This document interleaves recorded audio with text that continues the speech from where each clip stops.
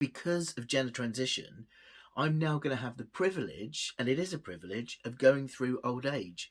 Because I wouldn't have had that privilege had it not been for gender transition. I would have lost my life either by my own hand or by a complete accident because of the way I was drinking and drugging. So I now get to grow old. Hey folks, it's Finn. Welcome back, lovely people. Thank you so much for tuning in to one of my videos and choosing to spend time with me this afternoon. And if you're watching for the very first time, then thank you so much for choosing one of my videos for the very first time. And I really hope you enjoy what you find here today. I will try not to ramble too much, although I can't promise because that is kind of what I do. Hello, my name's Finn and I waffle. And apparently some of it makes sense. So today, it's a slight change of scenery. As you can see, I'm upstairs because, and sorry for this chewing, this is Pip, my miniature party poodle. If you're new to my channel, I have a 20-week-old poodle puppy, but he's currently occupying himself, which is why I'm upstairs. This week I've tried something new because I live at home and Chris is at work. He has been like in his crate as we've been toilet training and just kind of getting him used to the environment and managing him. But I'm trying him just on a bit more of a free roam access, and I'm actually getting more done.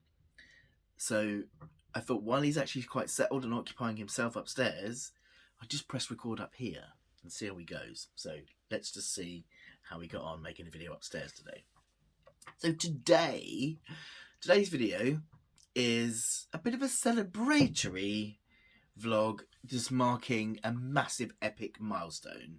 But I also, within marking this epic milestone, want to address some stuff that's come up since Naked Education aired. Now, I've got a lot I want to say in relation to what's come up around Naked Education, but I don't know how much I should answer it. Now, it's one of them things, isn't it, you see, because if I tried to answer every single bit of critique that's come up about the episode, I'd probably drive myself bonkers. I've had so much positive feedback, positive comments from people about Naked Education, and that's amazing. And I've had to, over the last few weeks, really learn to kind of withdraw from a lot of the negativity. And lots of you have been really kind on social media when I've talked about Twitter and how eventually, I've since I've come off Twitter. If any of you are following me on Twitter, look at my links below for alternative platforms. I'm off. I'm done. I've been wanting to leave there for a while and I've been hanging around because, I made some really good friends and communities on there, so I stuck with it. But Twitter, and it just doesn't serve me anymore. There's just no point. It's so vile and hateful on there. It's just no point. It was just doing me no favours and my mental health was sinking, so I've come off. But there was a lot of points that people brought up on there, and I think although a lot of them were hateful, I think there's some of them that I think would be helpful to talk about, and I'd like to do that, and I might do some of that I think in today's video. Actually, I will do that in today's video. I'm waffling already. We're only like 3 minutes in and I'm already waffling. But what I really want to talk about today, which also will address some of these things, is the fact that today I'm marking an epic milestone of the fact that I have reached 10 years 10 on testosterone. 10 years. Where has that gone? It's absolutely amazing. I missed it, really, because it was the 10th of April and it's now... Oh, it's the 4th of May. May the 4th be with you, any Star Wars fans. Lots of Star Wars things. I could get up and wave them around, but I'm on a very squeaky chair and I'm trying desperately not to move. 10 years. 10 years on T. And at this point, at 10 years on T, there's no point doing the whole what's changed now. That's what I used to do when I was marking all of these kind of milestones on changes over the years.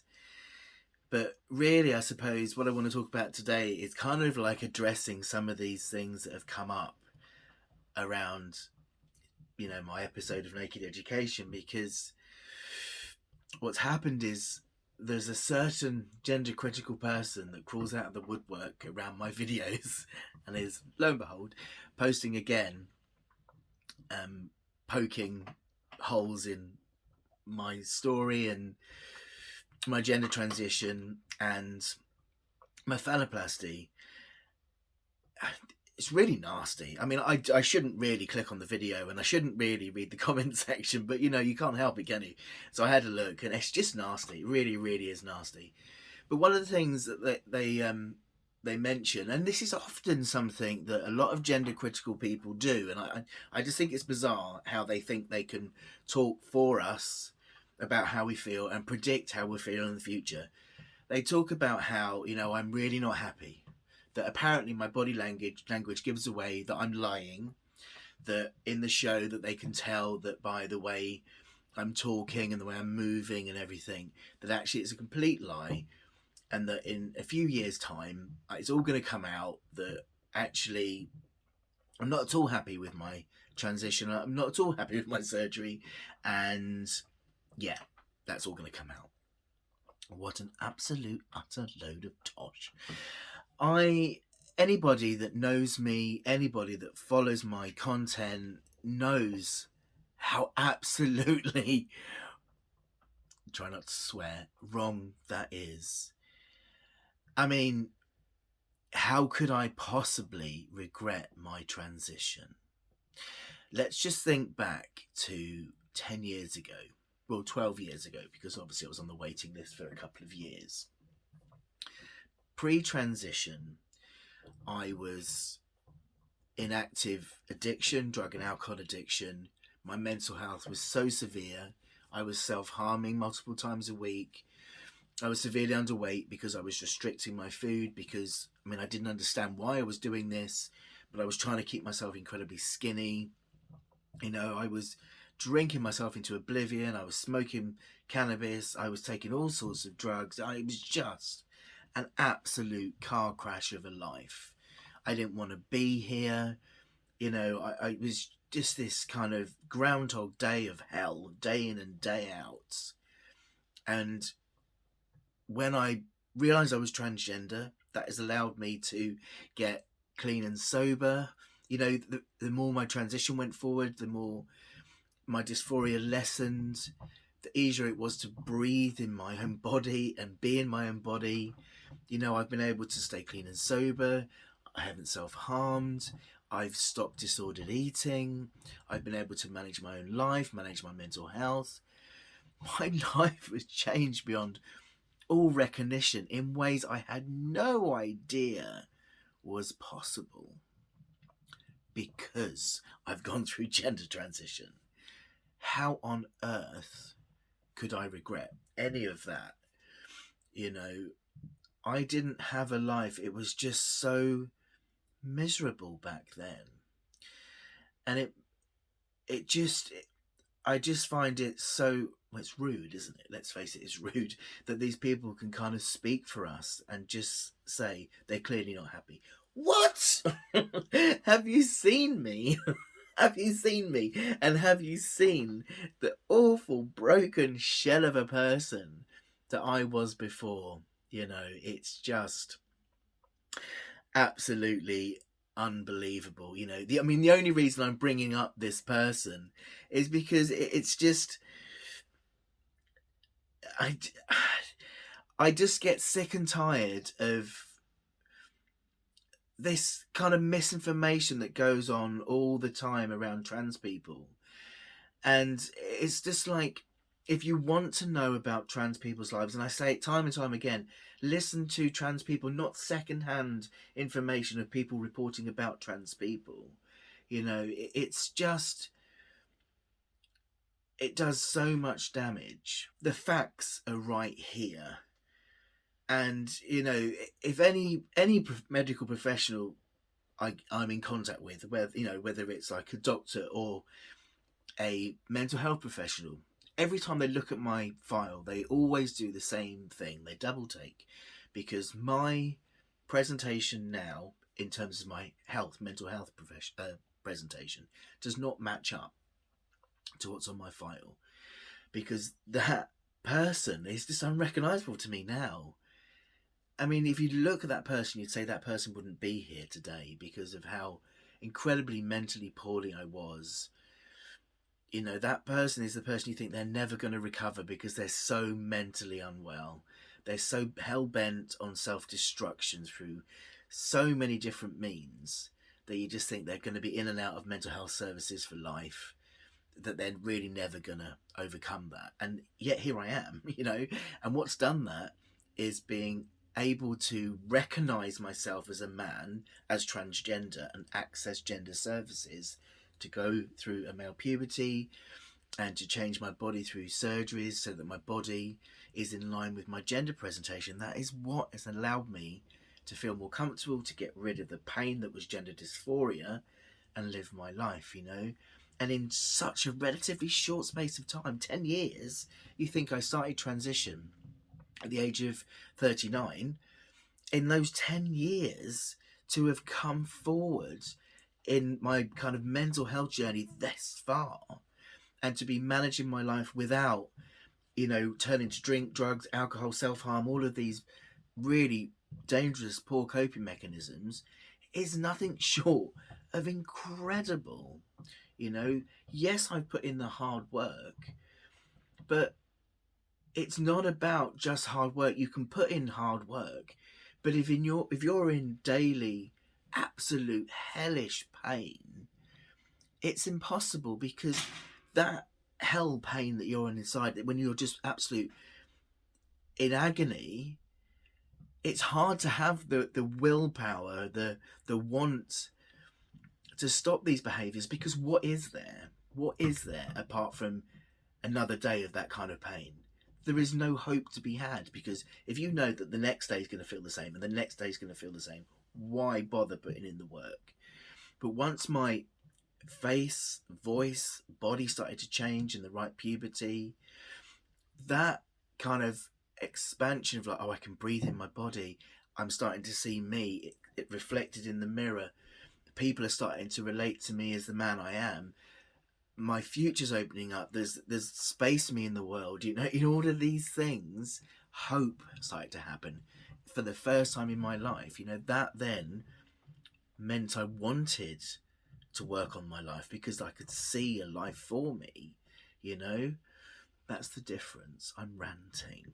What I'm basically trying to say is, of course I'm happy. I couldn't be any happier. And I mean, but you see, this is the thing, isn't it, about responding to these kind of comments? It's like, even no matter what I do, no matter what I say, when people are so hell-bent on kind of disproving, as if it's anyone's business to disprove who we are, they're always going to pick on something, because probably now picking on this video, they say, oh, look at him. Well, they won't even say him because they like to misgender me, over kind of stressing how happy I am. You know, you can't win, can you? But, you know, it's what I basically want to say to anybody that really cares about trans people, or just people in general: stop listening to other people talk about a group of people.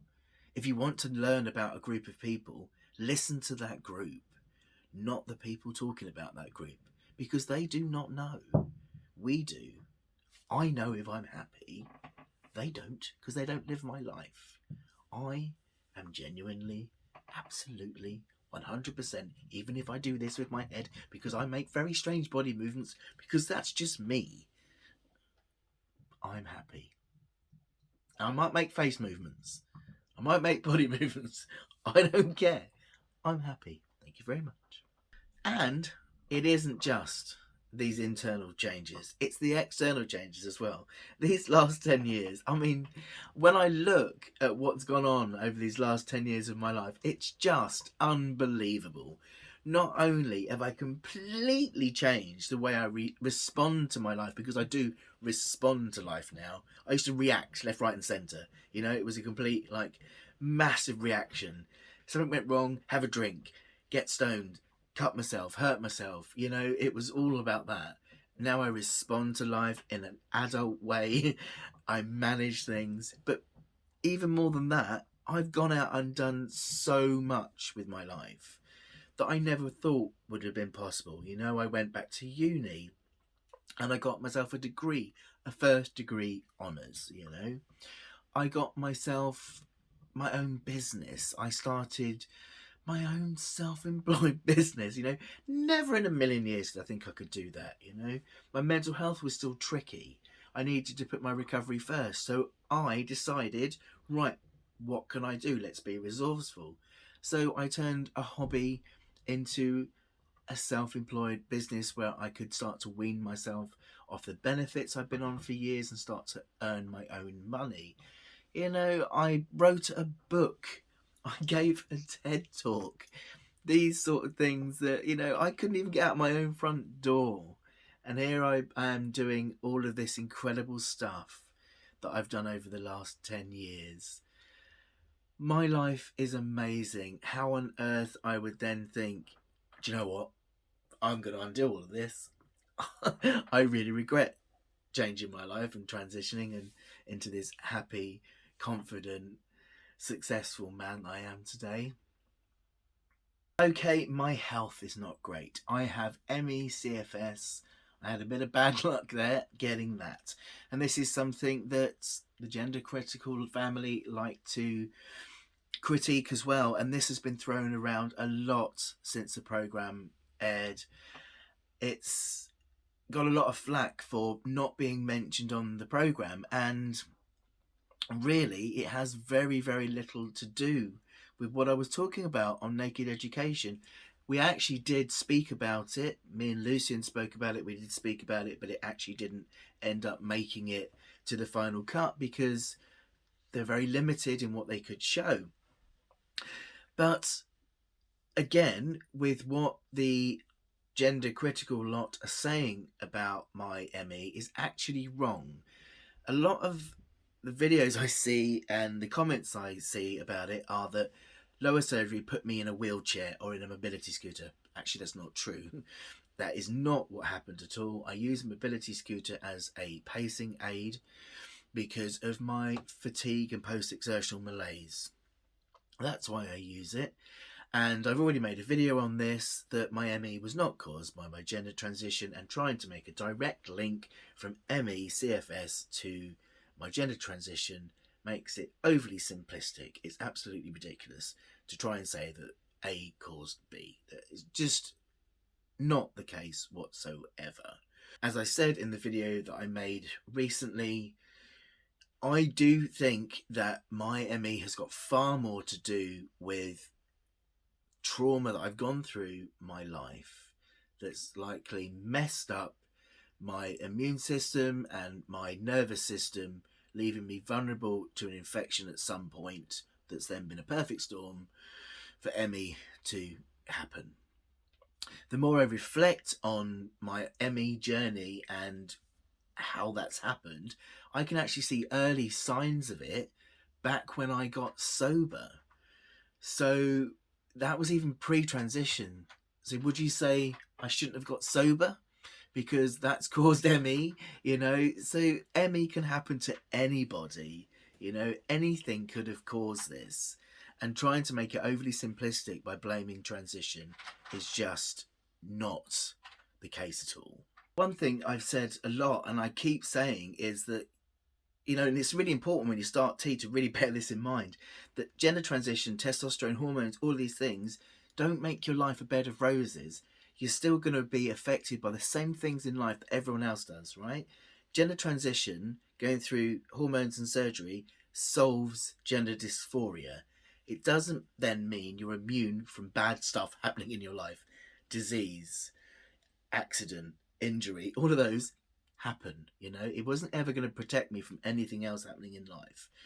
Stuff happens to people, and because of gender transition, I'm now going to have the privilege, and it is a privilege, of going through old age, because I wouldn't have had that privilege had it not been for gender transition.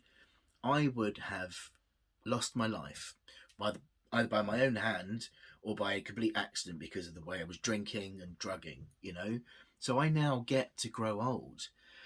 And in growing old, I'm going to be more susceptible to injury and illness as anyone is, you know? So I get to grow old as a trans person. And does that mean that any illness I now get is going to be blamed on the fact that I'm transgender and hormones have caused it? Of course not. It's just going to be part of getting older, that as I get older, I'm going to get the same illnesses and frailties that any older person gets. I'm just a trans person getting older, but no different, you know?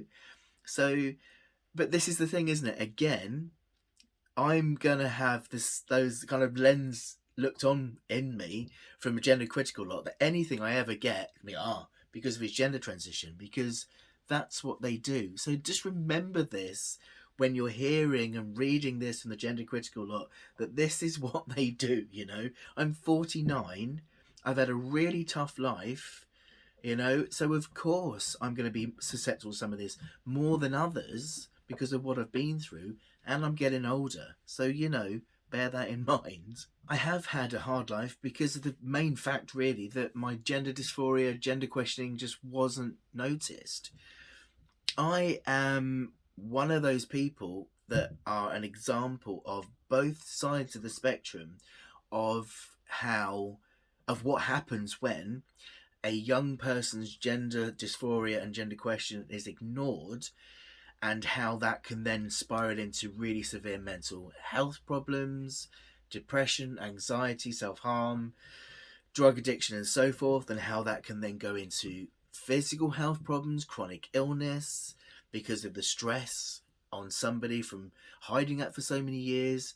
But then also the other side of what happens when someone's gender dysphoria is then addressed, and how then healing can happen and someone's mental health can be helped and healed and made better by being able to go through gender transition. So I've had both sides of that happen for me, and that's why I share my story, because I know what it's like to have that denied, and I know what it's like to have it acknowledged and the difference it makes. But of course, the issue for me is that intervention happened late. You know, waiting till the age of 39 to go through transition isn't late in terms of like going through testosterone and surgery and stuff like that. You can go through those things late, but because of the damage that was done to me by all of the trauma of undiagnosed gender dysphoria, and then all of the coping skills I added on, the coping tools I added on, the negative coping tools, the drug addiction, alcohol addiction, self-harm, all of those things piled on and did me damage, you know, all of this then has done me a lot of harm. But that was all done because of undiagnosed gender dysphoria, the inability to access care and actually get support around my gender because of the age I was. You know, this was because there wasn't support growing up. So that intervention late means that I was in a really rocky place to start with, which is why I'm in the position I am now. So that needs to be bear that in mind, you know, when you listen to my story. And I'm always really open about that. But even with all of these difficulties, I've still been able to overcome a lot despite all of that, because of the peace in my body, you know, because of like feeling so much better with the puberty, going through the right puberty and the changes through surgery. I've had the ability to put in all of that hard work, and it has been really hard work to overcome all of those years. And then unsurprisingly, really, to have this chronic illness because of all of those years of stress and trauma, you know, even though it's hard to have this chronic illness, I kind of understand why I have. And although it is really hard, it's kind of okay, you know, I can still kind of be all right about it, because even with it, my life is still a million times more amazing than it was pre-transition. So I can be okay about it, you know. But in an ideal world, had my gender dysphoria been acknowledged earlier, this wouldn't be happening, you know. That's really what's caused what's happening now. I've got to say that I've also played a part in it as well, my chronic illness, that is. And I've made a video on this myself, because when I started to like get this gender euphoria, when, you know, when I started testosterone and my voice began to deepen and my male face started to appear and people started to recognize me as he and call me he, and, you know, I could just feel my body breathe that sigh of relief. Life started to become bloody wonderful, you know, and I just wanted to grab it by the balls, literally, and do all the things I'd never been able to do, you know, and that's why I rushed to get a degree and rushed to do this, and I just wanted to grab every single opportunity. And I did too much. Hands up, I did too much. And I've owned this in this video. I'll put a link up to the video I made about this. I did way too much. And in some of the reflecting I've done and some of the therapy I've been doing over this last year, I've realised that some of that was also because I felt I had to, because of something that's very common in the LGBT community, of us not feeling good enough and worthy enough as people. So I kind of felt I had to do more to kind of prove my self-worth, you know, to like, it wasn't enough just to kind of get clean and sober and transition. I had to also like prove, look, you know, I'm a decent human being. I've got a degree. I've got a business. I've written a book. You know, all these things. Look, you know, I've not that I ever did this consciously, but like there was somewhere in there. It was like, it wasn't enough just to be me. I had to also have these other things to say, look, I've achieved, you know, because of all the years of feeling like I'd wasted my life. So I also pushed myself far too much. And it's only now, like in the last kind of year of having to really pace with this chronic illness and realizing just the magnitude of how much I packed in to 10 years. So some of it is on me, on how much I did as well, because also I've been just in excitement of really wanting to live and seeing this massive future that for the first time in my life I wanted to step into, rather than just like the future being scary and just not wanting.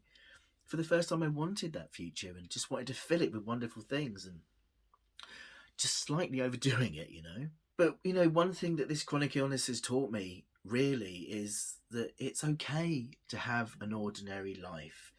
I don't have to be extraordinary. A couple of weeks ago, the first time me and Chris went away in our new trailer tent, we were sat in the awning and we both sat there in our little chairs, and my new poodle puppy sat next to us, and I was just sat there and I was just thinking, you know, this is just amazing. It's nothing amazing. It's a second-hand trailer tent. It's a couple of like just cheap camping chairs. It's a little poodle puppy. It's my gorgeous fiance. Just really simple. And I was just sitting there and just looking around and thinking, how amazing is this? And we have a really simple life. We don't have a huge amount. We're not badly off. We're okay, you know? But these are things that I never in a million years thought I'd have. A fiance, a trailer tent, a puppy, our little son that we look after, you know, our boy. You know, this life I have. I just never ever in a million years thought I could have that. I could barely look after myself and get through a day. And now I have this little life that I love, you know. That is extraordinary. This simple life is extraordinary. I don't need to do anything extraordinary, because this simple life, just living now and being alive because of going through gender transition, is in itself extraordinary. You know, it's incredible. And honestly, there is very few days when there isn't something that will hit me like that. that will make me go, bloody hell. I can't imagine how, you know, looking back, I couldn't have imagined this now, you know. So yeah, 10 years on tea was a bit of a rant, wasn't it? But yeah, I think it just gets me really cross when I hear trans people spoken for by other people, especially when some of us make a real effort to speak out publicly for ourselves, to help try and tell people the truth of what it is, and yet we get spoken over by people that are really nasty, choose to misgender us, and encourage other people to say really nasty things about us. It's horrible. It's really nasty, people. Stop it. I am so happy, even when Fred, my chronic illness, is being a pain in the arse. Life is good. My extraordinary, ordinary life is amazing. And I ain't regretting it one bloody bit. So yes, there's my 35 minutes of ranting for you today. Talking of camping, Chris and I are off again this weekend. Poodle Pips just come in, he's sat behind me. It's the coronation here in the UK. We are avoiding it. Not anything badly, we just know it'll be like quite loud and what have you. But we're going to go off and go and sit in a field somewhere and probably watch it on a laptop. But yeah, we're just going to go and chill out in our little Talulala trailer tent for the weekend. That's what we're planning. So I hope you have a lovely bank holiday weekend wherever you are. If you're over in the States, do you still have a bank holiday weekend? Whether you're a royal supporter or not, I hope you have a lovely weekend. I have a couple of shout outs for you, a couple of welcomes. I want to just say a massive shout out to everyone, really. Every single one of you have been incredible in supportive and kind words about Naked Education. Loads of you have been reporting people left, right and centre. Really grateful, especially grateful that you chose not to engage and instead just reported. Thank you very much. Bless you all. So I didn't have to deal with it. It was really nice because it's been really hard going online and just seeing nastiness. So thank you for helping with that. Just love you all so much. Love you all so much. I'm really emotional today. Thank you very much for just having my back. I want to give a very big shout out and a massive welcome to our newest member of our Friends of Finn Club, and I'm going to try and pronounce your YouTube name, BJIO. It's spelled BJ, little I and a big O. I'll just put it at the bottom of the screen. Welcome to our Friends of Finn Club. I have just uploaded, don't laugh, February behind the scenes. As a member, you get access to a playlist of behind the scenes videos and lots of other like talk videos and rehearsal videos I do and things like that. I do try and do behind the scenes videos monthly. However, because of chronic illness, it's really behind most of the time. So we're currently at February. I've just uploaded February, so enjoy that. And in the description of that video, BJIO, is how to join our Discord server for members should you wish to join that. You are very welcome. Also a massive thank you to Deb Mansbridge and Deirdre O'Sullivan, who have left me very, very kind Ko-fi donations on my Ko-fi page. Ko-fi is a creator support page. It's a bit like Patreon. It's spelled Ko-fi. It's like coffee, but Ko-fi. Ko-fi, coffee. But it's buy me a coffee, Ko-fi. Ko-fi, buy me a coffee. That's weird the way I said it like that. But yeah, thank you both for buying me a coffee on Ko-fi. And for your really kind words. I am just about to finalise a puppy pictures post for supporters, which is going on there as well, because on my Friends of Finn members get videos and Friends of Finn supporters sometimes get videos, but also get like pictures and stuff and other posts as well. I'll put a link up if you're interested in what the perks are of membership and differences and things. But yes, whether you're a Friends of Finn subscriber or a Friends of Finn member or supporter, I just love you all. You're just amazing to have your support, and reading your comments, it's just, honestly, it just keeps me going and reminds me why I do this. Even when I get some nastiness, it reminds me why I do this and why I put myself out there. So thank you all very much. 40 minutes. Never get any shorter, do they? I'm owning the fact that I am not a succinct speaker when it comes to YouTube videos anymore. Love you folks. Have a great weekend, and I'll see you next week with something else. 10 years on tea! Mwah.